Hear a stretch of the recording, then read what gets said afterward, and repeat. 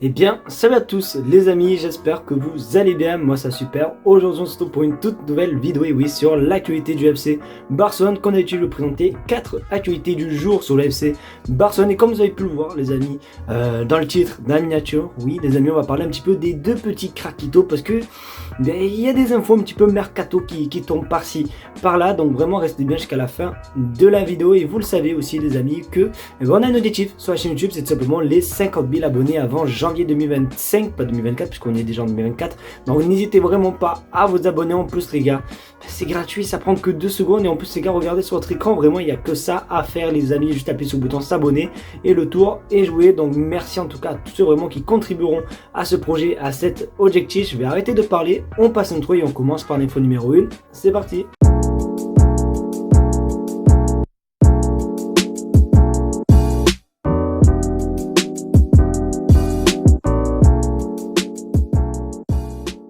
Les amis, vous le savez, mardi, on a vécu vraiment le match vraiment parfait en Ligue des Champions. Le match retour entre le Barça et le Napoli, qualification en quart de finale. Sauf que forcément maintenant, puisqu'on s'est qualifié, mais la question qu'on peut se poser, c'est qui qu'on va affronter. Et du coup, voici tout simplement les autres équipes tout simplement qualifiées. Voilà, vous pouvez voir vraiment de très bonnes équipes comme le Bayern Munich, Manchester City, Arsenal, etc. Donc les gars, n'hésitez pas à vous me donner en commentaire l'équipe que vous aimeriez bien tirer vous en quart de finale.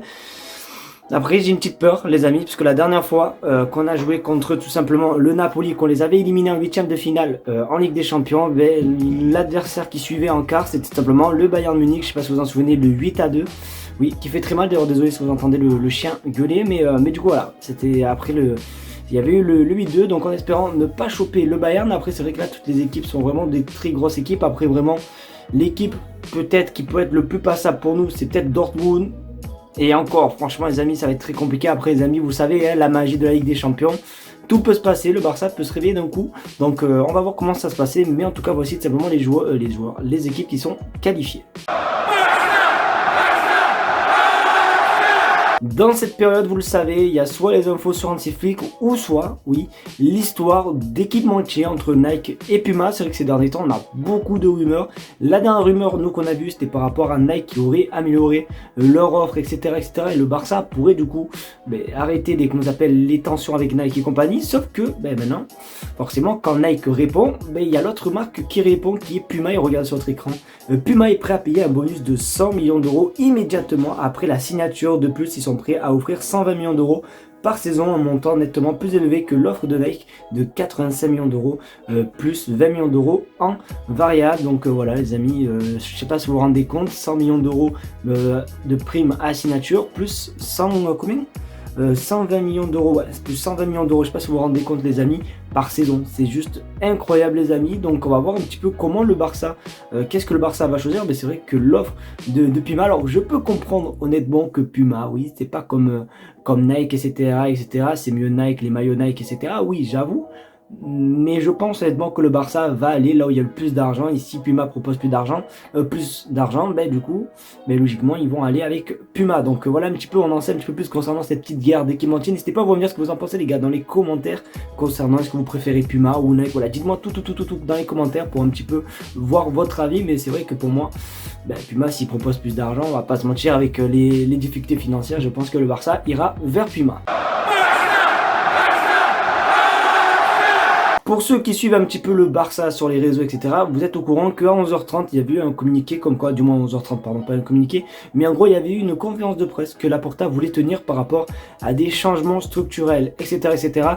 Et durant cette conférence de presse, il y a eu encore une très mauvaise nouvelle qui est venue, parce qu'on regarde sur votre écran. Edouard Roméo, vice-président économique du club, démissionne. Et oui, très mauvaise nouvelle, parce que bon, ça faisait quand même plutôt un certain moment qu'il était là, et même c'était lui qui chargeait un petit peu des finances du club. Et je me pose quand même la question, parce que ça fait bizarre. Il y a beaucoup, je trouve, de personnes dans le club qui quittent. Il y a eu tout simplement Matteo Alemani, voilà, qui est parti. Après, j'ai vu qu'il y en avait un autre aussi qui démissionnait en même temps, tout simplement que Edouard Roméo. Là maintenant, il y a Edouard Roméo, il y a Xavi à la fin de saison. La saison prochaine, je pense honnêtement, que ça va être une autre direction, une autre équipe, etc. J'espère qu'en tout cas les staffs médicaux, du moins staff médical, je sais pas, vont partir aussi, parce que c'est vrai que eux, avec tous les blessés, franchement je me pose énormément de questions, donc c'est quand même assez dommage pour ceux qui partent. D'ailleurs ça a été très émouvant, alors j'ai pas pu regarder parce que j'étais au travail, mais j'ai pu voir des images qui suivaient ensuite sur Twitter, où on voyait tout simplement Edouard Roméo très ému après cette annonce, parce qu'il a des projets personnels, etc. Il arrive pas à mélanger le travail, nanani, projet, il a plus trop le temps, donc voilà, c'est pour ça qu'il a pris cette décision. Donc vraiment, après il part le 30 juin aussi les amis, c'est comme Xavi, ils partent à la fin de la saison, donc voilà, donc merci à lui et bon courage pour la suite et ses projets personnels. Les amis, comme vous avez pu le voir dans le titre, on va parler des deux cracks vraiment du moment les amis, Lamine Yamal et Cubarsí, les amis. D'ailleurs Cubarsí, quel gros match les amis contre le Napoli au Osimhen, franchement voilà quoi, j'avais un petit peu peur du petit gamin contre Osimhen. S'il faut il allait lui mettre une tapette et tout, mais ça a été totalement le contraire et franchement félicitations à lui. Franchement Cubarsí, premier match de Ligue des Champions, juste pépite. Mais c'est pas le sujet, vous le savez. La dernière fois on avait parlé concernant le PSG qui voulait prendre Lamine Yamal à plus de 200 millions d'euros. Sauf que aujourd'hui on apprend simplement, on regarde sur votre écran, le recruteur du PSG était présent au match entre Barcelone et Naples pour observer Yamal et Cubarsí. Alors le Paris Saint-Germain, vous n'êtes pas un club que je porte dans mon cœur, mais vous pouvez disperser vers là-bas, parce que non, Cubarsí et Lamine Yamal ne partiront pas.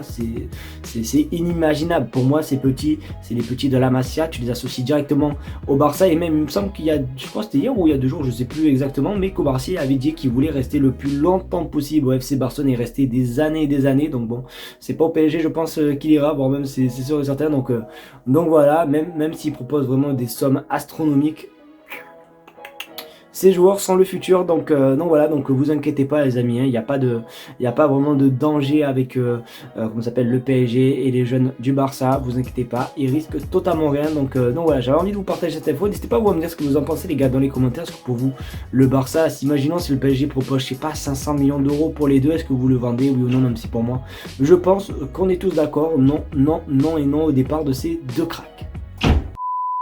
Les amis, c'est déjà la fin de cette vidéo, j'espère qu'en tout cas elle t'aura plu. C'est le cas, n'hésite pas à me le faire en mettant un maximum de pouces bleus, à partager la chaîne YouTube et à surtout t'abonner, parce que oui, les 50 000 abonnés les gars, mais ça va pas se faire tout seul. Donc vraiment merci à tous ceux vraiment qui participeront, qui s'abonneront, etc. Merci aussi également à ceux qui ont été présents au live, parce que j'ai oublié de le dire, parce que hier j'ai pas pu tourner de vidéo parce que j'ai fait une petite randonnée et je vous mens pas, j'étais un petit peu KO. Donc merci en tout cas à ceux qui ont été présents sur le live, c'était un live de fou les amis, avec en plus la qualification à la clé. Donc vraiment gros merci à vous, passez une très bonne soirée, merci d'avoir regardé la vidéo. Pardon, j'ai oublié, si vous êtes resté jusqu'à la fin de la vidéo, écrivez T, voilà, dans les commentaires, juste T, au moins ça prouve que vous êtes resté jusqu'à la fin de la vidéo. Voilà, j'ai fini de parler, merci à vous, passez une très bonne soirée, on se dit à demain pour une nouvelle vidéo sur l'actualité du FC Barcelone. Tchuss.